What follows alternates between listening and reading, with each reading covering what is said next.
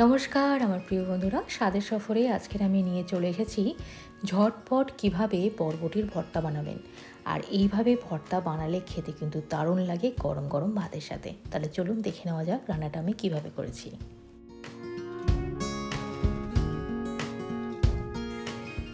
প্রথমেই বরবটিগুলোকে জাস্ট আমি একটু হালকা মাঝখান থেকে ভেঙে নিয়েছি, যাতে কড়াইতে দিলে বেশ সবটাই জলের মধ্যে থাকতে পারে। জলের মধ্যে সামান্য নুন দিয়ে বরবটিগুলোকে একদম ভালো করে সেদ্ধ করে নিতে হবে, একদম প্রপার সেদ্ধ।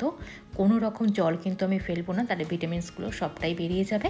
আমি সামান্য জল দিয়েছি এবং পুরো জলটাই কিন্তু আমি সেদ্ধতে কাজে লাগিয়ে নেব, মানে অতিরিক্ত জল দিইনি। আর সামান্য জল রাখবো এবং সেটা এই কড়াইতেই রাখবো, যেটা দিয়ে আমি এটাকে পেস্ট করব।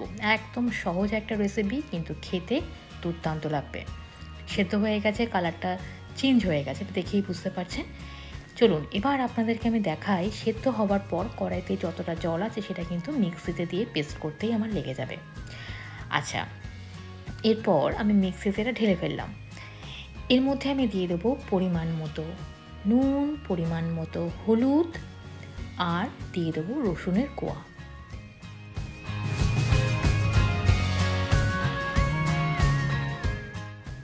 এখানে আমি 1 চিমটি হলুদ নিয়েছি, তবে আপনাদেরকে আমি বলবো 2 চিমটি হলুদ আপনারা এখানেই নিয়ে নিন, কারণ আমি রান্নাটা যখন আমি করছি কড়াইতে তখনও কিন্তু আমি 1 চিমটি হলুদ দিয়েছি। তো আপনারা চাইলে এখানেই 2 চিমটি হলুদ নিয়ে নিতে পারেন। আর বেশি করে না, ভর্তাতে একটু রসুনটা দেবেন।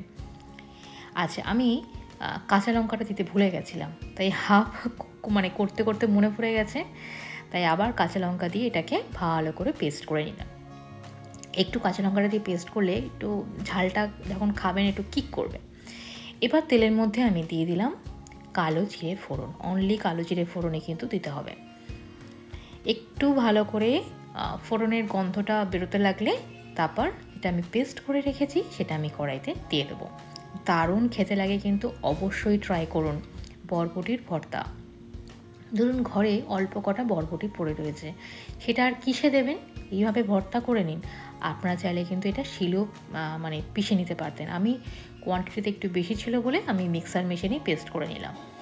এইবার কি করে বুঝবেন যে ভর্তাটা রেডি হয়ে গেছে, এটা কিন্তু একটা ইম্পর্টেন্ট জিনিস, বলে দিচ্ছি, একটুখানি ওয়েট করুন। তার আগে বলে দিই, প্লিজ বন্ধুরা, যাদের আমার ভিডিও ভালো লাগে আমাকে আমার ভিডিওতে লাইক, শেয়ার, কমেন্ট করতে একদম ভুলবেন না।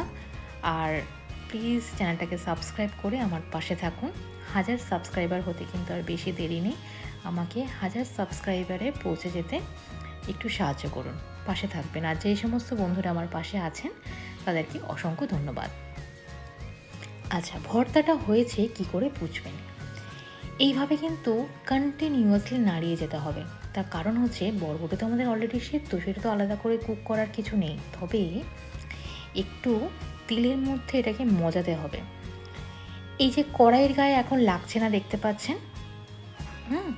উঠে আসছে, তার মানে কি কড়াইয়ের গায়ে এটা লাগছে না, তার মানে এই সমস্ত জলটা কিন্তু টেনে নিয়েছে। এখনই বুঝে যেতে হবে যে ভর্তাটা রেডি হয়ে গেছে, এর থেকে বেশি কুক করার দরকার নেই। এইরকম সুন্দর ভর্তা দিয়ে গরম গরম ভাত দারুণ লাগবে। অবশ্যই রান্নাটা বাড়িতে ট্রাই করুন, আর কেমন লাগলো আমাকে লিখে জানাতে কিন্তু ভুলবেন না। আমি জানি আপনাদের ভালো লাগবে। নুনটা পারফেক্ট দেবেন। ভালো থাকবেন, সুস্থ থাকবেন। আবার দেখা হবে নতুন কোনো ভিডিও নিয়ে।